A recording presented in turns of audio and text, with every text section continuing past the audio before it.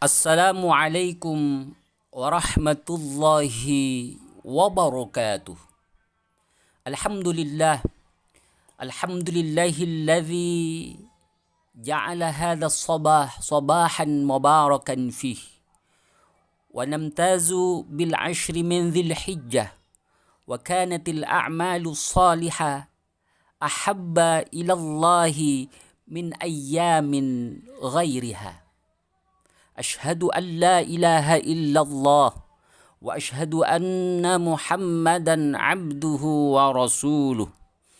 Allahumma salli wa sallim wa barik ala nabiyyina Muhammadin wa ala alihi wa ashabihi wa man tabi'ahum bi ihsanin ila yaumiddin. Faqala Allah tabaraka wa ta'ala fil Qur'anil Karim وهو أصدق القائلين يا أيها الذين آمنوا اتقوا الله حق تقاته ولا تموتن إلا وأنتم مسلمون. وقال النبي صلى الله عليه وسلم اتق الله حيثما كنت وأتبع السيئة الحسنة تمحها وخالق الناس بخلق حسن. الله أكبر الله أكبر ولله الحمد. الله أكبر كبيرا والحمد لله كثيرا وسبحان الله بكرة وأصيلا. لا إله إلا الله ولا نعبد إلا إياه مخلصين له الدين ولو كره الكافرون. لا إله إلا الله وحده صدق وعده ونصر عبده وأعز جنده وهزم الأحزاب وحده. لا إله إلا الله والله أكبر الله أكبر ولله الحمد. أما بعد، jamaah salat Idul Adha di Masjid Al-Ghaffar, Keramat, Kabupaten Pamekasan yang dimuliakan dan dirahmati oleh Allah Subhanahu wa Ta'ala. Pantas kita bersyukur kepada Allah Subhanahu wa Ta'ala. Hari ini kita dapat berkumpul di tempat ini, di tempat yang sangat mulia, di hari yang sangat mulia, memenuhi panggilan Allah Subhanahu wa Ta'ala, menunaikan salat Idul Adha secara berjamaah yang kemudian dilanjutkan dengan khutbah Idul Adha. Mudah-mudahan Idul Adha yang kita tunaikan adalah merupakan ibadah yang terbaik yang diterima di sisi Allah Subhanahu wa Ta'ala.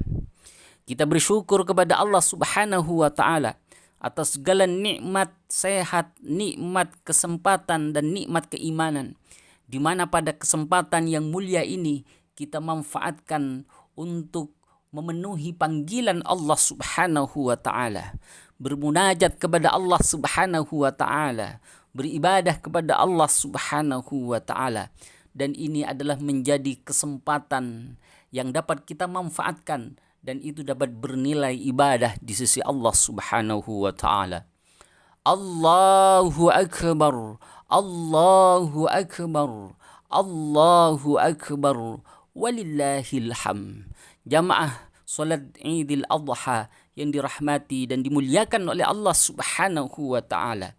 Kita sebagai hamba Allah Subhanahu wa Ta'ala selalu diberi kesempatan, didorong untuk senantiasa beribadah dengan ibadah yang terbaik kepada Allah Subhanahu wa Ta'ala.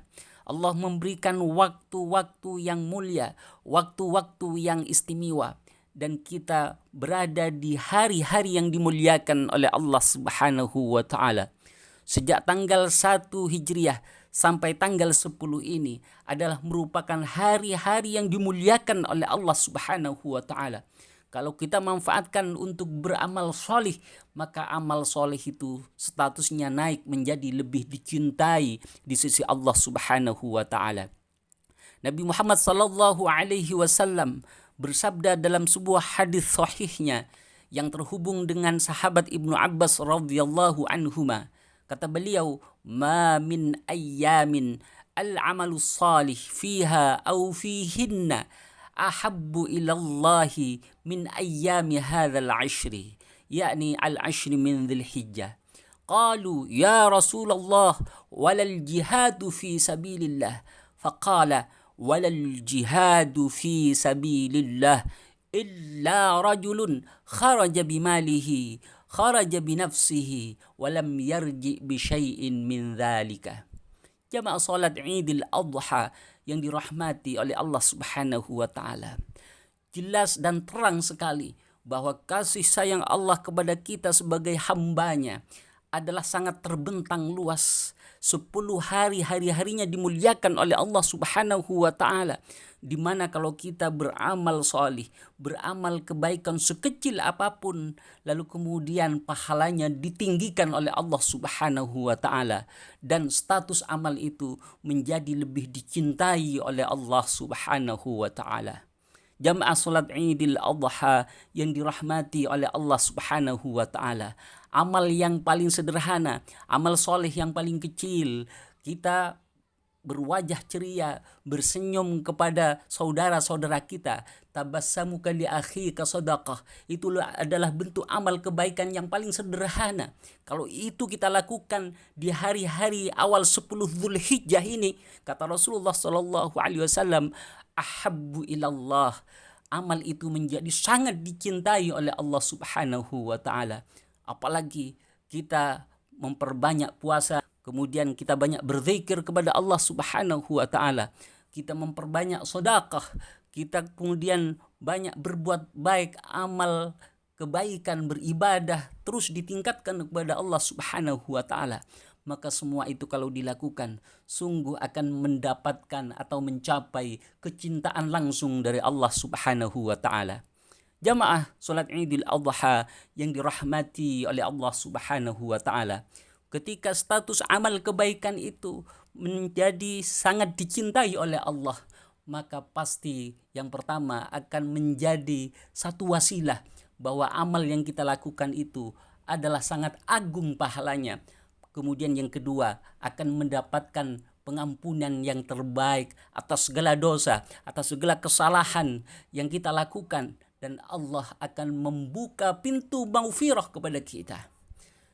Kata Allah Subhanahu wa taala, "Qul in kuntum tuhibbunallaha fattabi'uni yuhibbukumullah yaghfir lakum dzunubakum." Kalau kita akan mendapatkan cinta Allah Subhanahu wa taala, maka ikuti aku, ikuti sunnah-sunnah Rasulullah sallallahu alaihi wasallam. Begitu yang difirmankan oleh Allah Subhanahu wa taala kepada Nabi Muhammad. Ketika kita mengikuti jejak sunnah Nabi Muhammad sallallahu alaihi wasallam, yuhibbukumullah, Allah akan memberikan mahabbah, rasa cinta kepada kita, dan kalau cinta Allah itu kita raih, maka kita akan mendapatkan yaghfir lakum dzunubakum. Kesalahan, dosa-dosa kecil yang kita lakukan akan diampuni oleh Allah Subhanahu wa taala. Allahu akbar, Allahu akbar, walillahil hamd. Jamaah salat Idul Adha yang dirahmati oleh Allah Subhanahu wa taala. Kita hari ini berada di hari Yaumin Nahri, adalah hari penyembelihan hewan-hewan kurban. Kata Allah Subhanahu wa taala dalam surat Al-Hajj ayat 34, A'udzu billahi minasyaitonir rajim. Amalan pada tanggal 10 ini adalah amalan menyembelih hewan kurban. Liyadhkurusmallahi ala ma razaqahum.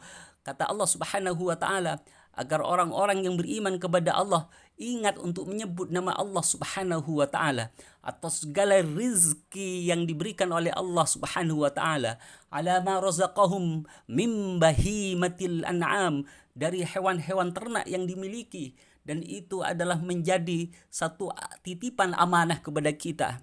Maka dari hewan-hewan ternak yang terbaik itu ada satu yang harus kita kurbankan, disembelih, yang kemudian dagingnya kita distribusikan untuk bermanfaat kepada orang lain.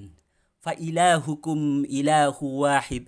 Ketika binatang ternak itu sebagai simbol harta yang kita cintai, lalu kemudian kita korbankan di jalan Allah Subhanahu wa taala dengan mengagungkan Allah, niat karena ikhlas karena Allah Subhanahu wa taala.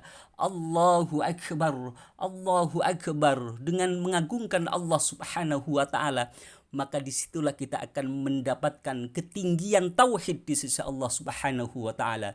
Fa ilahukum ilahu wahid falahu aslimu wa basyiril mukhbitin. Allah adalah Tuhan kita semua, Tuhan kalian semua adalah Allah yang Maha Esa. Maka hanya kepadanya lah kita harus berpasrah diri. Hanya kepada Allah kita berpasrah diri, bertawakal kepada Allah Subhanahu wa taala. Kata Allah Subhanahu wa taala, wa basyiril mukhbitin. Orang-orang yang demikian itu pantas diberi kabar gembira sebagai orang yang mendapatkan identitas al-mukhbitin. Orang-orang yang taat, orang-orang yang tunduk terhadap perintah Allah Subhanahu wa taala. Allahu akbar, Allahu akbar walillahil hamd. Siapa yang disebut dengan al-mukhbitin itu? Lanjutan dalam surat Al-Hajj ayat 35 Allah berfirman, alladzina idza dzukirallahu wajilat qulubuhum. Yang pertama adalah al-mukhbitin itu orang-orang yang tunduk dan taat kepada Allah Subhanahu wa taala, adalah orang yang ketika disebutkan nama Allah bergetar hatinya, dan dengan getaran hati itu lalu kemudian dia bergegas untuk mengamalkan apa yang menjadi perintah Allah Subhanahu wa taala. Seperti Nabiullah Ibrahim alaihissalam ketika datang mimpi yang diyakini sebagai wahyu dari Allah Subhanahu wa taala. Inni azbahuka fanzur madza tara. Qala ya bunayya, wahai anakku, wahai Ismail yang tersayang, sesungguhnya aku adalah inni ara fil manam, bermimpi, dan mimpi itu aku yakini sebagai wahyu dari Allah Subhanahu wa taala.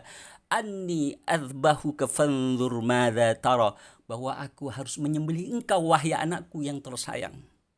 Dan itu disampaikan kepada Nabi Ismail sebagai putra tersayangnya, di mana Nabi Ibrahim selama 80 tahun kurang lebih menunggu untuk diberi karunia anak keturunan yang salih sebagai pelanjut generasi perjuangan Nabi Ibrahim alaihissalam. Ketika anak itu dikaruniai oleh Allah Subhanahu wa taala, diberi nama Ismail, ketika menginjak remaja lalu kemudian datang perintah Allah untuk dikurbankan, untuk disembelih sebagai bentuk kasih sayang terhadap Allah Subhanahu wa taala. Lalu kemudian Nabi Ismail sebagai anak yang dididik dengan keimanan oleh Allah Subhanahu wa taala dengan fondasi tauhid yang sangat tinggi, sekecil apapun Nabi Ismail alaihissalam lalu kemudian tidak pernah membantah dan langsung menjawab kepada ayahnya, qala ya abatif al ma tu'mar satajiduni insyaallahu minas sabirin. Wahai ayahku, kalau itu memang perintah Allah Subhanahu wa taala, yakin dan jangan pernah ragu, lakukan segera, ma tu'mar satajiduni insyaallahu minas sabirin. Engkau wahai ayahku akan mendapati aku menjadi anak yang menerima, menjadi anak yang sabar. Silahkan siapkan pisau yang tajam, pisau yang terbaik, dan saya menerima sebagai anak yang salih, sebagai anak yang taat kepada Allah Subhanahu wa taala. Itulah bukti ketika anak dididik dengan fondasi keimanan yang kuat, maka apapun ketika datang perintah Allah Subhanahu wa taala tidak pernah membantah dan tidak pernah menyanggah apa yang menjadi ajakan Allah Subhanahu wa taala lewat ayahnya yang bernama Ibrahim alaihissalam. Jamaah salat Idul Adha yang dirahmati dan dimuliakan oleh Allah Subhanahu wa taala. Kemudian orang-orang yang tunduk yang disebut dengan al-mukhbitin, yang kedua itu adalah as-sabirin ala ma asabahum, yaitu sabar terhadap setiap ujian yang diberikan oleh Allah Subhanahu wa taala. Nabi Ibrahim telah membuktikan bermimpi untuk menyembelih anaknya, dan itu menjadi bagian perintah dari Allah Subhanahu wa taala. Itu ujian paling berat, tetapi Nabi Ibrahim alaihissalam dengan sabar menerima dan melaksanakan sebagai bentuk cinta kepada Allah Subhanahu wa taala. Kemudian yang ketiga, wal muqimis shalah, tetap istiqamah menegakkan perintah Allah berupa salat, karena ibadah salat ini adalah merupakan ibadah yang sangat utama yang diperintahkan oleh Allah Subhanahu wa taala. Allahu akbar, Allahu akbar walillahil hamd. Jamaah salat Idul Adha yang dirahmati dan dimuliakan oleh Allah Subhanahu wa taala. Wa mimma razaqnahum yunfiqun. Kemudian yang keempat adalah orang-orang yang tunduk dan taat kepada Allah. Setiap rizki yang diamanahkan, yang diberikan oleh Allah Subhanahu wa taala selalu disisihkan untuk berbagi kepada orang lain, untuk berbagi manfaat kepada orang lain. Itulah ciri orang-orang yang tunduk dan taat kepada Allah Subhanahu wa taala. Jamaah salat Idul Adha yang dirahmati dan dimuliakan oleh Allah Subhanahu wa taala. Allahu akbar, Allahu akbar walillahil hamd. Kita diberi fasilitas kehidupan yang nyaman oleh Allah Subhanahu wa taala. Allah memberikan jaminan kehidupan dalam kehidupan sehari-hari. Rizki sudah ditanggung oleh Allah Subhanahu wa taala.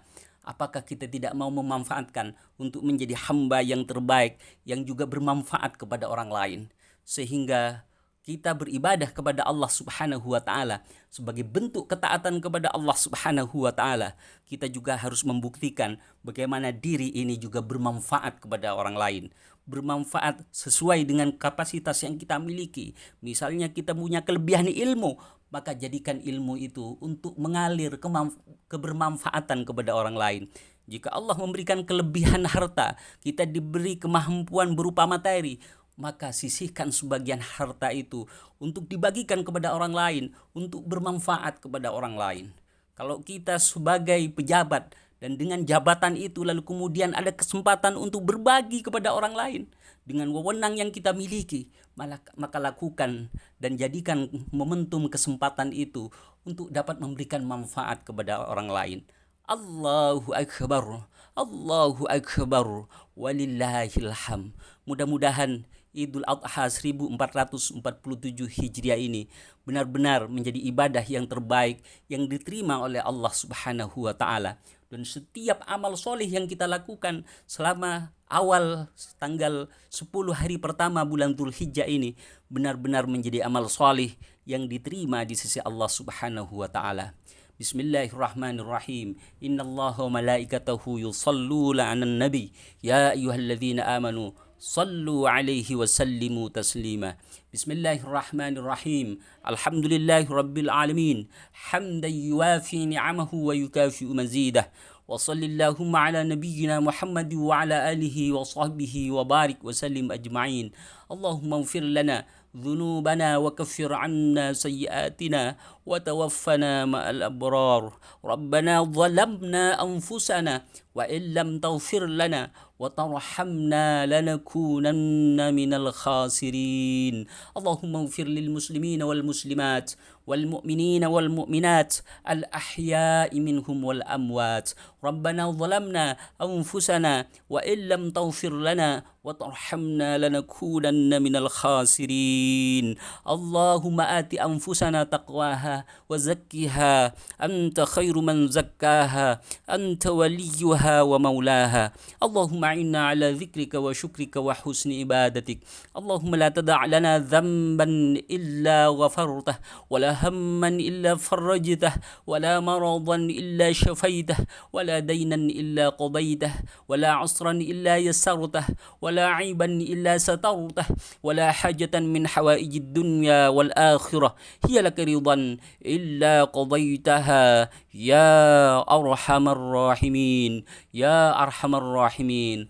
ربنا وتقبل منا صيامنا وصلاتنا وكل أعمالنا الصالحة في العشر من ذي الحجة إنك أنت السميع العليم وتب علينا إنك أنت التواب الرحيم. ربنا آتنا في الدنيا حسنة وفي الآخرة حسنة وقنا عذاب النار. سبحان ربك رب العزة عما يصفون وسلام على المرسلين والحمد لله رب العالمين. والسلام عليكم ورحمة الله وبركاته.